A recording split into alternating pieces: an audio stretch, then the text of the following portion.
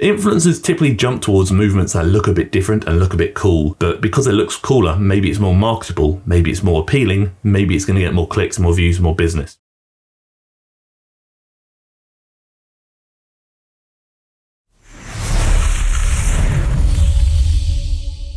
Slapping in another video today. Apologise for the inconsistency of last week.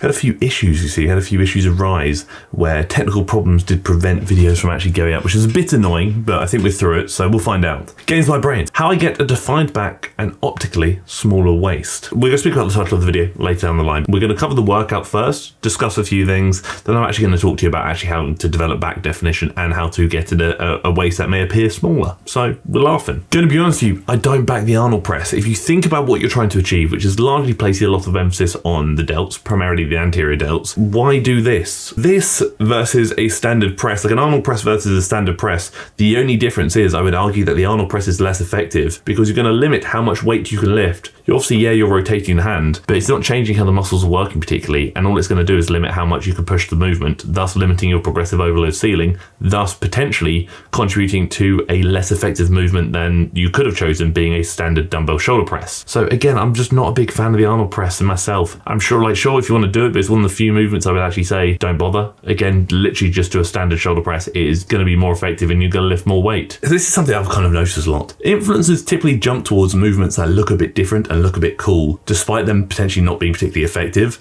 So the Arnold press is a great example here. It looks cooler than a standard dumbbell press, but it's not as effective as standard dumbbell press. But because it looks cooler, maybe it's more marketable, maybe it's more appealing, maybe it's going to get more clicks, more views, more business. Who knows, just an idea, but I do notice that as a common theme. I will never promote things that look cool for the sake of looking cool. If I'm going to promote something, it's going to be because it's effective. Even if it might be a bit boring, I'm not going to lie to you. Effective, efficient, enjoyable, those are big things we want to focus on because all of those contribute to whatever you're doing being sustainable, which is obviously going to be very important. So now I'm moving on to a vertical pull, which is the chin up.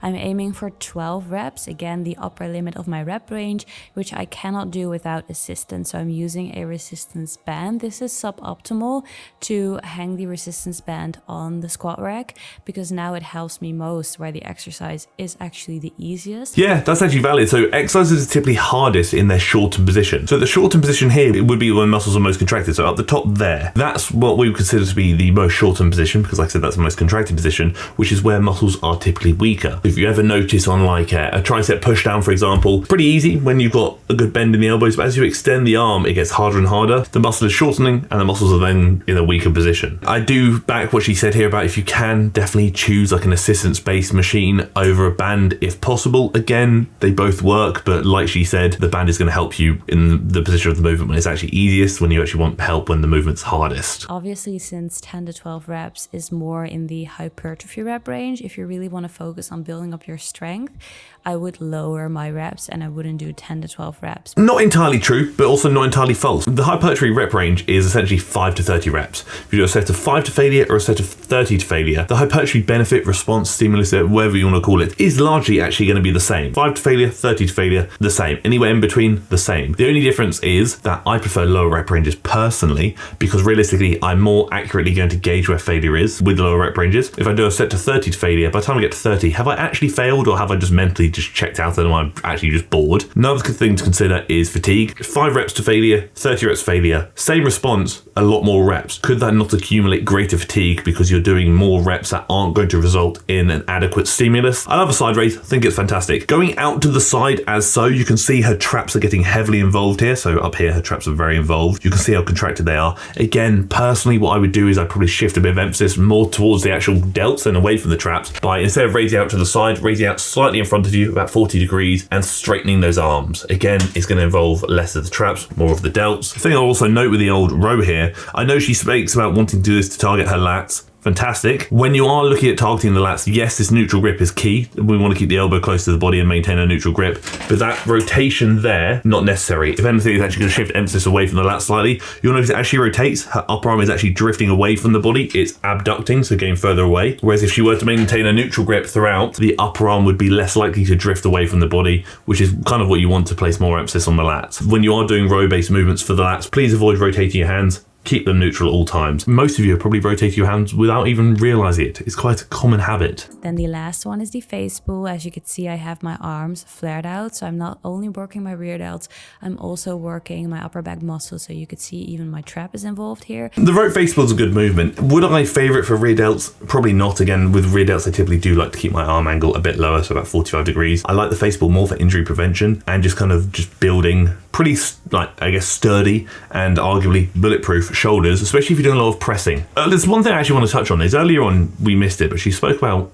training to failure, how she implied that training to failure means you're more likely to injure yourself. Training to failure is probably not going to result in you injuring yourself. Too much volume without enough recovery is likely going to be the biggest contributing factor when it comes to hurting yourself. When you're doing too much that you can't recover from, your body's going to say no. Training to failure isn't necessarily going to be the cause of that. It is essentially going to be overworked, under-recovered, over-fatigued. Bad technique, for example, isn't actually as much of a contributing factor to injury as people think. Yes, it can contribute, absolutely, but more so much if you repeatedly lift badly rather than just have maybe a slip up here and there. That being said, I would still standardize technique and make sure you're lifting in a manner that aligns with what you're trying to achieve, be that working certain muscles, be that whatever it may be. We want to standardize technique and align with that, but I'm just saying that if you have bad technique, it's probably not going to be the thing that ruins your life. Consistent bad technique for a long time with a lot of volume and not a lot of recovery, that's probably going to ruin your life. But when it comes to the idea of the actual video, defined back, how do we achieve a defined back? Genuinely, it is going to be as simple as body fat percentage. You can have the biggest muscles in the world,